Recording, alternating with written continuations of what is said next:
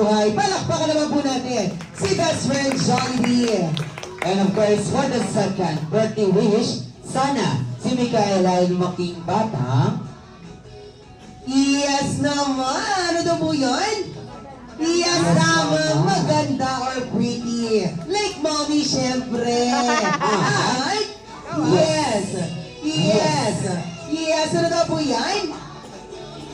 Yes, tama. Flawless or makinis. Ay! Yes naman. Ano daw po yan? Sexy. Tama. Like mommy, syempre. Yes naman. At, yes, ano daw po yan? Mapera, tama. At, syempre kung mapera dapat, mapagbigay sa inyong lahat, especially sa kanyang family. At, pero ba po ng kamay? Ayun, ang bait-bait naman ni best friend Jollibee. Ano daw po yan?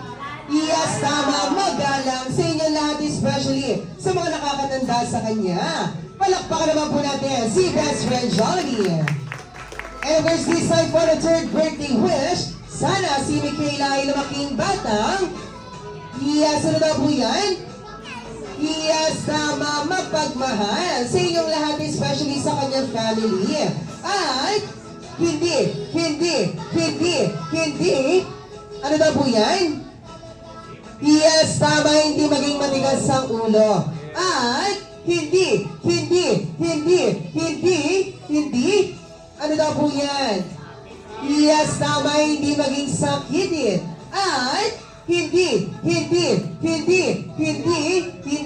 kakain sa sado po. Sado po na mo ginagawa ni best friend?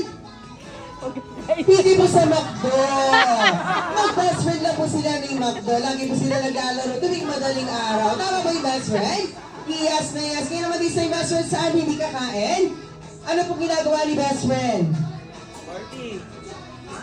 Sa turo-turo. Dahil hindi po lahat na nakakain sa turo-turo ay healthy para kay Micaela. At, yes, ano daw po yan? Malakas. Yes, tama, malakas or strong.